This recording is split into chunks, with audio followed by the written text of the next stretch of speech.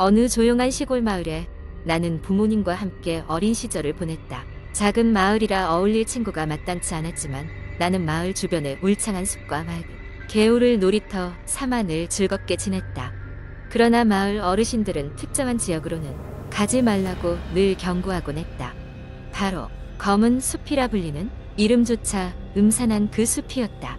어른들은 검은 숲에서 일어났다고 전해지는 여러 괴담을 이야기하곤 했다. 어떤 이는 그 숲에서 이상한 속삭임을 들었다고도 하고 또 다른 이는 길을 잃고 나서 겨우 빠져나왔다고 했다. 심지어 밤에 불빛이 반짝이는 것을 봤다는 사람도 있었다. 나와 친구들은 그저 어른들의 겁주기, 위한 이야기라 믿고 웃어넘겼다. 하지만 어린 마음에 호기심이 남게 되었고 우리는 검은 숲을 직접 확인해 보기로 했다. 그날은 하필이면 해가 유난히 빨리 지는 날이었다. 친구 3명과 나는 저녁이 다 되어서야 검은 숲의 입구에 도착했다. 숲에 한 발자국 들어서는 순간 공기는 한결 차가워졌고 나무들은 마치 우리를 경계하며 속삭이는 것처럼 흔들렸다. 처음에는 별다른 일이 없었다. 우리는 숲속을 헤매며 웃고 떠들었다. 그런데 시간이 지날수록 길을 찾기가 어려워졌고 점점 어두워지기 시작했다. 강한 바람이 숲을 휘몰아치면서 낯선 냄새가 피어올랐다. 그때 우리 중 한 명이 무언가를 발견했다며 외쳤다. 그것은 오래된 나무 위에 걸린 낡은 간판이었다. 거기에는 돌아가라라는 한글이 붉은색으로 휘갈겨져 있었다. 우리는 기분이 나빠져 빠르게 돌아가려 했으나 그 순간 나무 사이에 기이한 형체가 보였다. 그것은 사람의 것이라고 하기엔 너무나도 형체가 흐린 그림자였다. 친구들이 그것을 보자마자 비명을 지르며 도망쳤다. 나도 재빨리 따라 나섰지만 그 순간 발이 꼬여 쓰러지고 말았다. 정신을 차리고 보니 주변은 적막했다. 친구들은 이미 사라졌고 나는 홀로 남게 되었다. 이상한 공포감이 엄습했다. 그때 어디선가 낮은 웃음소리가 들렸다. 그 소리는 점점 커졌고 나를 둘러싸며 이리저리 울려 퍼졌다. 공포에 질린 나는 무작정 반대쪽으로 달려나갔다.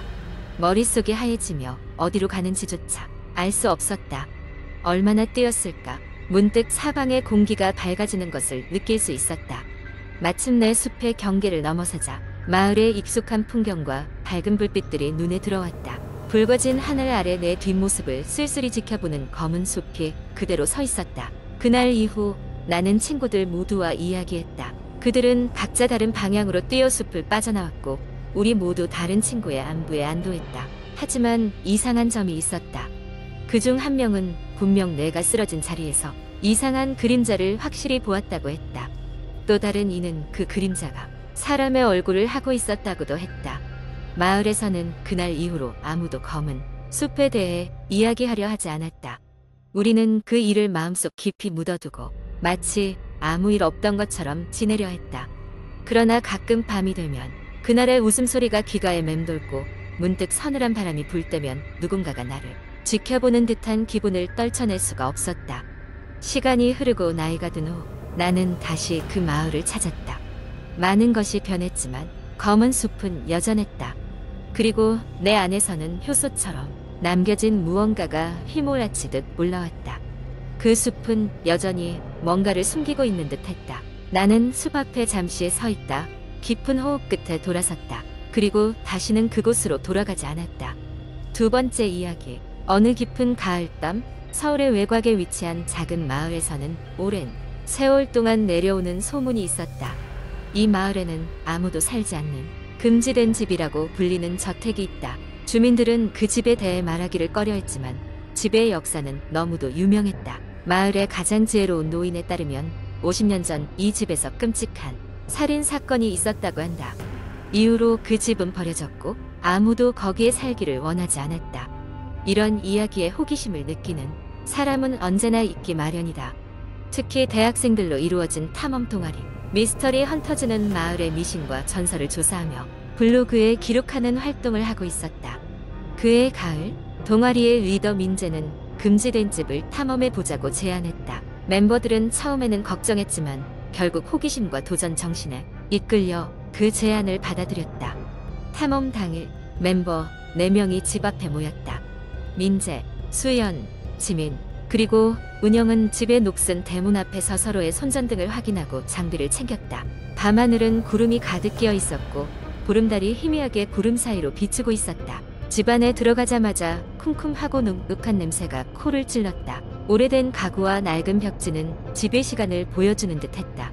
거실 한쪽에 놓인 피아노는 먼지가 쌓여 있었고 건반 몇 개는 빠져나가 있었다. 은영은 손끝으로 건반을 살짝 눌렀고 삐걱거리는 소리가 집안에 울렸다. 그들은 집안을 돌아다니며 사진을 찍기 시작했다. 그런데 이상하게도 사진을 찍을 때마다 카메라가 오작동을 일으켰다. 플래시가 터질 때마다 그림자가 기이한 모양을 만들었고 지민은 이거 약간 소름 돋지 않아? 라며 긴장한 목소리로 친구들에게 말했다. 집의 2층으로 올라가자 복도의 끝에 있는 문이 반쯤 열려있는 것이 보였다. 민재는 아무래도 저기부터 조사해보자라고 말하며 문 쪽으로 향했다. 문을 열고 들어서자 방 안은 싸늘한 기운으로 가득 차 있었다. 방 중앙에는 오래된 인형이 앉아 있었다. 그 인형은 매우 정교하게 만들어진 것처럼 보였지만 한쪽 눈이 감겨 있었다. 수연이 장난스럽게 인형, 좀 무섭지 않아? 눈이 너무 리얼해. 라며 웃으며 인형을 만지려 했을 때 갑자기 방에 불이 꺼져버렸다. 어둠 속에서 친구들은 서로의 이름을 부르며 당황했다. 그때 은영의 비명소리가 들렸다. 뭔가 내 팔을 잡아. 그러자마자 불이 다시 켜졌고 방 안은 아무 일 없었다는 듯 고요했다. 하지만 모두가 놀란 얼굴로 서로를 바라보았다. 더 이상 조사할 엄두가 나지 않은 이들은 서둘러 집을 나가려 했다. 그러나 이상하게도 문은 열리지 않았다. 여러 번 시도 끝에 결국 문이 열렸지만 그들에게는 밖으로 나오는 길이 끝없는 미로처럼 느껴졌다. 숲속에서 헤매던 끝에 그들은 간신히 도로에 도착했고 그제야 모든 상황이 끝난 듯한 안도감이 찾아왔다.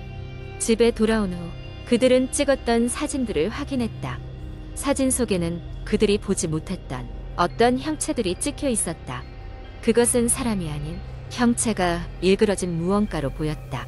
민재는 아마도 이 마을의 전설은 사실인지도 모른다며 조심스레 글을 작성했다. 그날 이후로 미스터리 헌터즈는 그 집을 다시는 찾지 않았다. 이 이야기는 여전히 블로그에 남아있으며 마을 주민들은 종종 이들의 이야기를 회상하며 새로운 전설을 만들어간다. 세 번째 이야기. 서울의 한 낡은 아파트 단지에는 오래전부터 내려오는 무서운 이야기가 하나 있었다. 그곳 주민들 사이에서 11층의 여자로 알려진 그 이야기는 아무도 살지 않는 11층에서 밤마다 어떤 여자의 울음소리가 들린다는 것이었다. 어떤 이는 그것을 단순한 바람 소리 나고 조물의 틈새에서 나는 소리로 치부했지만 이상하게도 11층에 발을 들이는 사람들은 공통적으로 어떤 기묘한 경험을 하게 된다. 이 아파트로 이사 오기 전에는 그런 이야기에 관심도 없던 나였지만 어느 날 이후로 나 역시 그 이야기를 믿게 되었다. 필자는 감기에 걸려 회사를 쉬던 날 누워있다가 갑갑한 마음에 동네를 걷기로 했다. 어느새 발길은 아파트 단지를 넘어 인근의 작은 공원에 다다랐다. 그곳에서 아파트를 바라보니 유독 11층의 창문 몇몇이 유난히 빛나고 있었다. 그 집도 아직 비어있던가?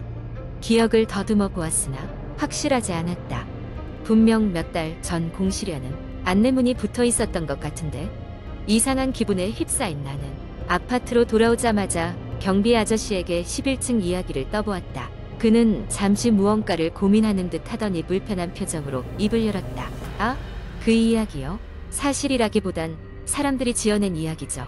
예전부터 빈층이다 보니 별별 소문이 다 도는 거예요. 하지만 아무도 그 층에 오래 머물지 않더라고요. 경비원의 이야기는 그럴듯했지만 뭔가 찜찜한 기분이 가시지는 않았다. 그날 밤 나는 잠들기 어려웠다. 이상하게도 자꾸만 11층이 떠올랐다. 마침내 궁금증을 참지 못하고 나는 랜턴을 들고 집을 나섰다. 시계는 새벽 2시를 가리키고 있었다. 엘리베이터를 타고 11층에 내리니 싸늘한 바람이 나를 맞았다. 복도는 생각보다 길고 어두웠으며 집집마다 문이 닫혀 있었다. 어디선가 희미한 웅얼거림처럼 여자의 울음소리가 들려왔다. 거짓말이 아니었어. 나는 소리의 근원지를 찾으려 걷기 시작했다. 그러다 한방의 문 앞에 멈추었다. 기묘하게 열려있는 문틈 사이로 깜빡이는 전등 빛이 흘러나오고 있었다. 조심스레 문을 밀고 안으로 들어갔다. 그 순간 전등이 번쩍이며 꺼졌다. 기절할 것 같은 두려움에 휩싸여 있던 내 앞에 다시 전등이 켜졌다. 방 안에는 아무것도 없었다. 텅 빈 방에 그저 창문만이 열려 있었을 뿐 놀랍게도 울음소리는 여전히 들리고 있었다. 그러나 나는 어느새 그 소리가 내 마음속 깊은 곳에서 울려 퍼지는 것 같은 착각마저 들었다. 뒤돌아 나오려던 순간 문 근처에 있는 낡은 거울 하나가 눈에 들어왔다. 거울 속의 나의 모습, 현실의 나와는 다른 방향을 보고 있었다. 얼어붙은 몸으로 그저 거울을 응시하고 있을 때 거울 속의 나는 살며시 미소를 지으며 입을 열었다. 드디어 누군가가 왔군. 그 후로 일주일간 나는 끔찍한 악몽에 시달렸다. 잠을 잘 때마다 늘 그 여자의 울음소리가 들렸고 거울 속의 나와 마주하게 되었다. 그리고 깨어나면 온몸이 식은 땀으로 흠뻑 젖어 있었다. 어느 날 퇴근길에 나는 전에 경비 아저씨께 들었던 이야기를 떠올리고 아파트 주민 게시판을 찾아가 보았다. 그리고 그곳에서 예상치 못한 무언가를 발견했다.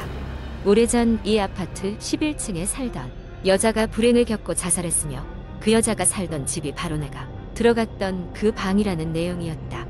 다시는 11층에 올라가지 않기로 마음먹었지만 이상하게도 그날 이후로 나는 계속해서 그곳에 이끌렸다. 결국 어느 날 나는 내가 한 선택을 후회하게 되었다. 그날 밤 또다시 11층을 찾은 나는 그 여자의 모습을 처음으로 사람처럼 똑바로 보게 되었다. 그러나 그것이 마지막일 줄은 몰랐다. 그녀는 나를 물끄러미 바라보더니 귓가에 속삭였다. 나와 함께 있어 줄래요? 나는 정신이 아찔해졌고 그만 주저앉고 말았다. 정신을 차렸을 때 나는 어디에도 없었다.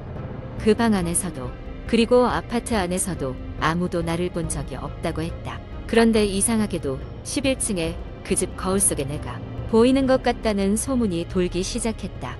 그 누구도 그 이야기가 진실인지 알지 못한다. 지금도 11층에는 그 거울이 놓여 있다고 한다. 그리고 전해지는 이야기로는 가끔씩 그 거울 속에서 낯익은 누군가가 웃고 있는 모습을 볼 수 있다고 한다. 사람들이 그것을 찾을 때마다 경비 아저씨는 이런 말을 덧붙이곤 한다. 그곳에는 여전히 누군가가 살고 있습니다. 그저 보이지 않을 뿐 이렇듯 11층의 여자는 전설로만 남지 않고 오늘도 그곳을 지나는 이들에게 또 다른 이야기를 속삭이고 있을 것이다.